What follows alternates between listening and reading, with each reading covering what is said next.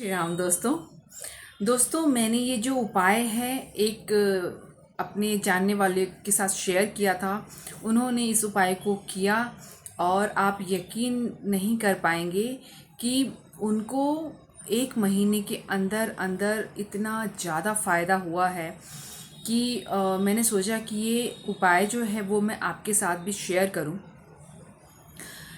आपको जैसे पता है कि मेरे कोई भी उपाय हो बहुत ही सरल रहते हैं, उसी तरह से आज का भी उपाय बहुत ही सरल है, हर कोई ये कर सकता है।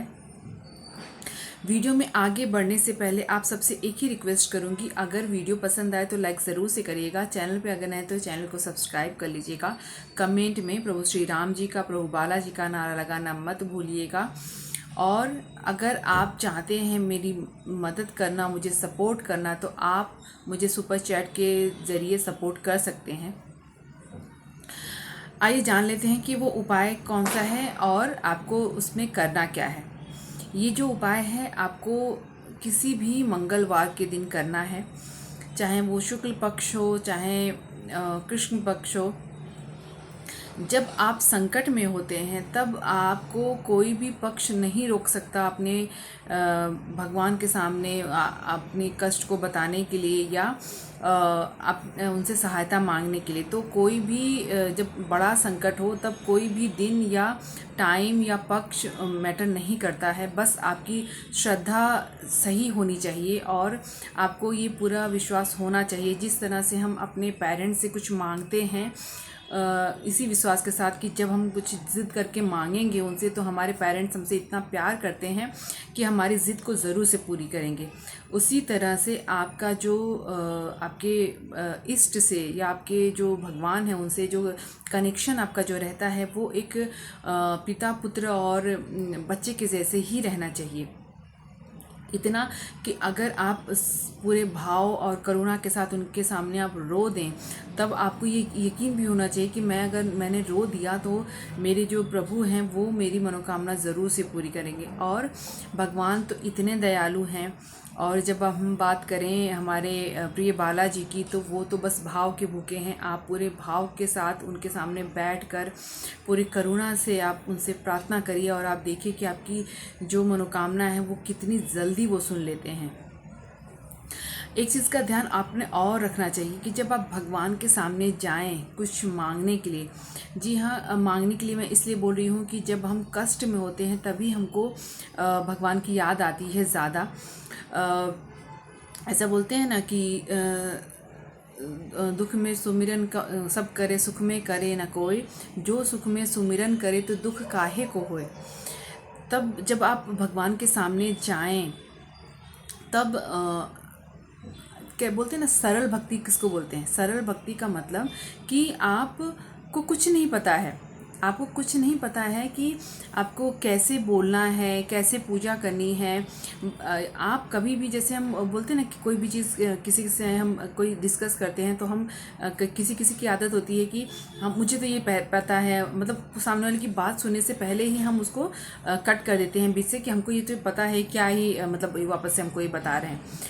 तो जब भगवान के सामने आप जाएं तब पूरा एकदम ब्लैंक होके जाएं कि मतलब मुझे कुछ भी नहीं पता है, मुझे पूजा कैसे करनी है, प्रार्थना कैसे करनी है, कुछ मांगना कैसे है, मुझे कुछ भी नहीं पता है। मैं पूरी तरह से आपके चरणों में सरेंडर हो गया हूँ और अब जो भी हो, अच्छा हो बुरा हो, सब आप ही करने वाले हैं। इस भाव से अगर आप भगवान के पास जाते हैं तब भगवान को भी लगता है कि ये मेरा जो भक्त है वो बहुत ही सच्चा भक्त है मेरा और बहुत ही सरल इसकी भक्ति है। ठीक है, अब आ जाते हैं कि हमारा उपाय कौन सा है।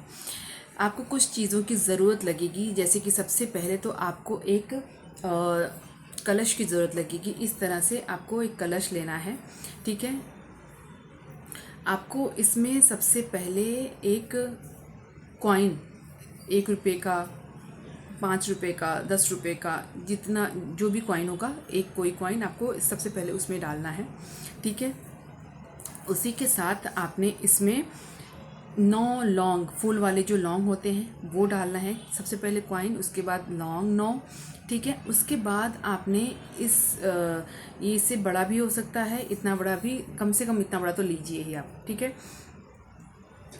और उसके बाद आपने उसको पूरा अपने मसूर की दाल, जो रेड कलर की दाल होती है ना, उसको आपने इसमें डालकर पूरा भर देना है। और जब ये पूरा भर जाएगा तब आपको सबसे ऊपर इसमें गुड़ की डली रखनी है सबसे ऊपर, ठीक है। अब ये आपका एक कलश तैयार हो गया। अब आपको मंगलवार के दिन सुबह अगर आप जल्दी उठ सकते हैं तो बहुत अच्छा है। आप सुबह सूरज भवन के निकलने से पहले या ज़्यादा से ज़्यादा आप 7 बजे से पहले पहले इस चीज़ को आपको करना है। ये मैंने बोला कि ये रामबाण उपाय है, अचूक उपाय है, आपको बस एक ही बार करना है, तो कोई बात नहीं, एक दिन आप उठ सकते हैं, ठीक है। उसके बाद आपने अपने मतलब नहा धोने के बाद ही ये सब चीज़ करना है। उसके बाद आपका जहाँ पे पूजा स्थान है मंदिर, वहाँ पर आपने एक आसन लगाकर बैठ जाना है। श्री राम दरबार की फ़ोटो आपके पास ज़रूर से होगी, आप हनुमान जी के भक्त हैं इसलिए, और पंचमुखी हनुमान जी की फ़ोटो आपके पास होनी ही चाहिए। उसके बाद आपने उनके पास इस कलश को रख देना है, ठीक है। सब कुछ रखने के बाद सबसे पहले कॉइन, उसके बाद 9 फूल वाले लौंग, उसके बाद मसूर की दाल, और सबसे ऊपर आपने गुड़ रखना है, और ये कलश आपने हनुमान जी के पास रख देना है। उसके बाद आपने इसी तरह से एक और कलश लेना है जिसमें हम पानी हनुमान जी के पास जल रखते हैं ना, आपकी दाहिनी साइड को ध्यान देकर ये रखना है उनके पास।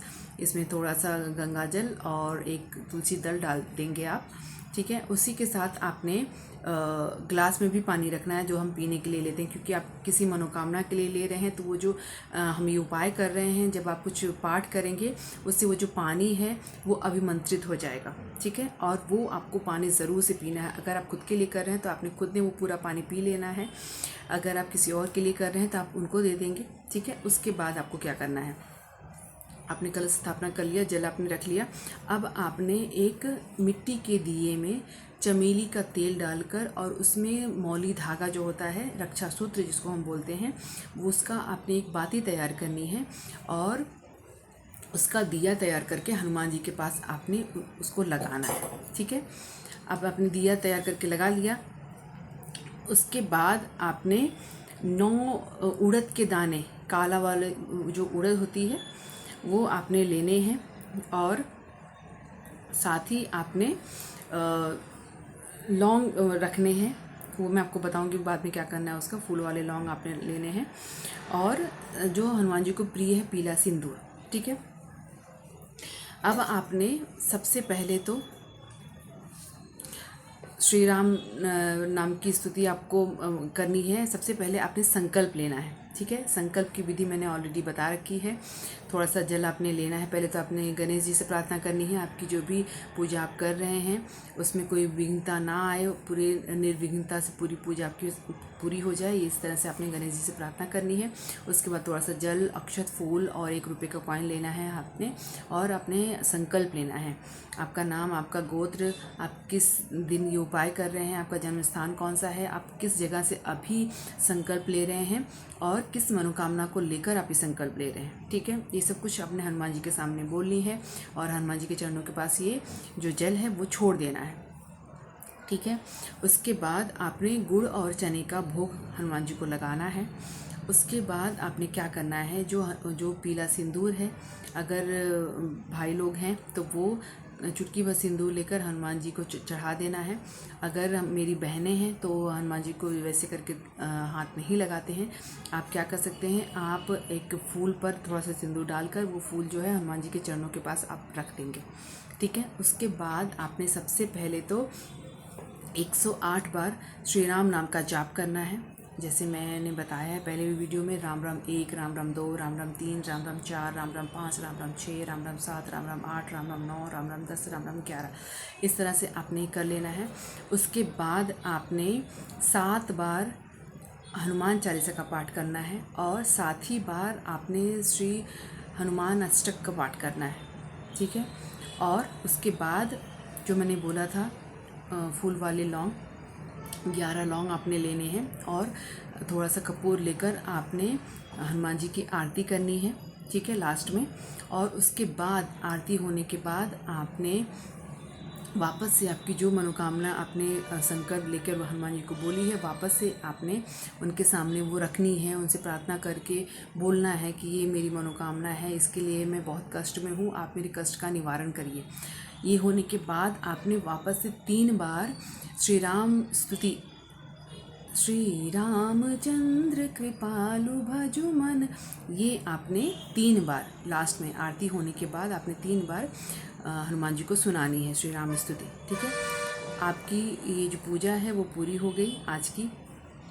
उसके बाद आपने भोग प्रसाद सब में बांट देना है और वो जो जल आपने रखा है, जो कलश में जल रखा है, आपने वो पूरे घर में छिड़काव करना, खुद के ऊपर, सब पूरे परिवार के ऊपर, पूरे बाहर तक आपने सब जगह छिड़काव कर देना है। जो गिलास का पानी है वो आपने ग्रहण कर लेना है, ठीक है। उसके बाद दूसरे दिन आपने क्या करना है, दूसरे दिन आपने वो जो कलश आपने स्थापना की थी, वो कलश आपने आपके पास जो हनुमान जी का मंदिर होगा कहीं भी, वहाँ पर आपको लेकर जाना है और कुछ दक्षिणा के साथ में आपने और एक चमेली का दिया भी, आप तेल का दिया भी आप तैयार करके घर से लेके जाएंगे और हनुमान जी के सामने जलाएंगे। वो कलश हनुमान जी के चरणों में रख देंगे और वहीं पर बैठकर आपने गिनती नहीं करनी है अभी, आपने जितना हो सके श्री राम नाम का जाप कर लीजिए और एक बार आपने हनुमान चालीसा करनी है, ठीक है।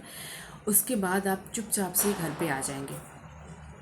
आप देखेंगे इस उपाय को करने के बाद आपकी जो भी समस्या थी उसका निवारण आपको इतनी जल्दी मिल जाएगा कि आप खुद भी नहीं सोच पाएंगे कि ये कैसे हो गया। एक तरह से चमत्कार जैसा ही उपाय है और आप ये ज़रूर से करके देखिएगा। जिन लोगों ने ये किया है उनको 110% उसका रिज़ल्ट मिला है, इसलिए मैं पूरी पॉजिटिविटी और पूरे कॉन्फिडेंस के साथ आपको ये बता रही हूँ। आप ये ज़रूर से करके देखिएगा। वीडियो अगर पसंद आए तो लाइक ज़रूर से करिएगा। चैनल पे अगर नए तो चैनल को सब्सक्राइब कर लीजिएगा। कमेंट में प्रभु श्री राम जी का, प्रभु बालाजी का नाम लगाना मत भूलिएगा। मिलते हैं हमारे नेक्स्ट वीडियो में, तब तक के लिए जय श्री राम, जय प्रभु बालाजी। कुछ वीडियो में गलती हो गई हो तो उसके लिए मुझे क्षमा करिएगा।